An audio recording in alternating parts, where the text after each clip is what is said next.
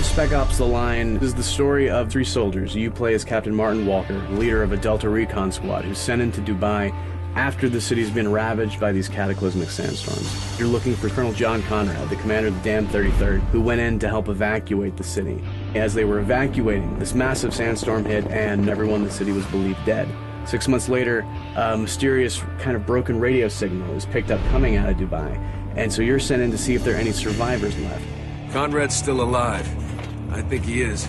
I know he'd agree with me. Tracks end here. Guess this is the nest. Walker is a bit of a mystery. This is a commander, a professional soldier.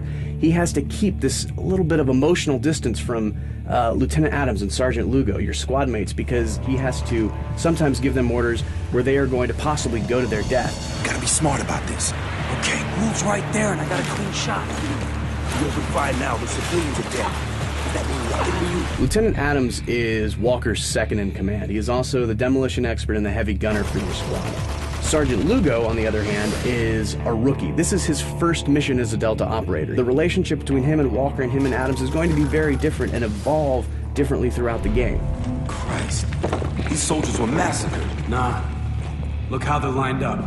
This was an execution. Colonel John Conrad is, in many ways, this larger-than-life soldier. This is a man who is both a brilliant strategist, but also the best example of a soldier that he can possibly be.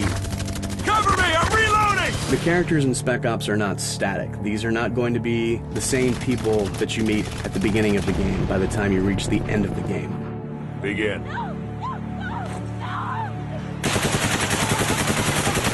What happens to them and what happens to you is similar to what has happened to Dubai. The sandstorm has stripped away everything that they thought they were to who they really are. We're gonna keep at this until you tell me what I want to know. The moral choices in Spec Ops are different from what players have come to expect out of a video game. They are not between A or good, B or bad. These choices are about holding a mirror up to yourself. Fuck! I'm taking the shot. Wait for your orders, Sergeant.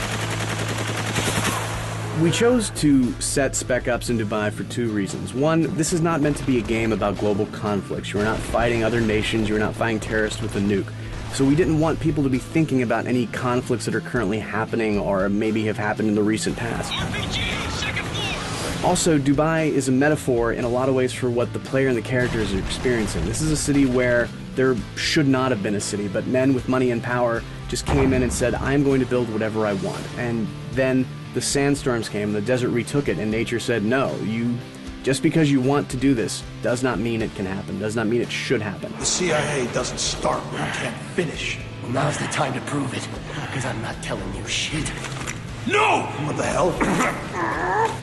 The inspiration that we had was not necessarily to recreate a character from a movie or a book that necessarily people liked, but instead to create real characters that felt like they were actual people, soldiers that were with you on this journey and not just tools that you were giving orders to and commanding around a battlefield.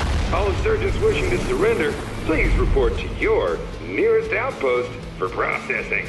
We had many military advisors on the game who were constantly going over the script, checking it for accuracy, and also at the same time performing our mocap so that we had our characters moving like soldiers actually would move.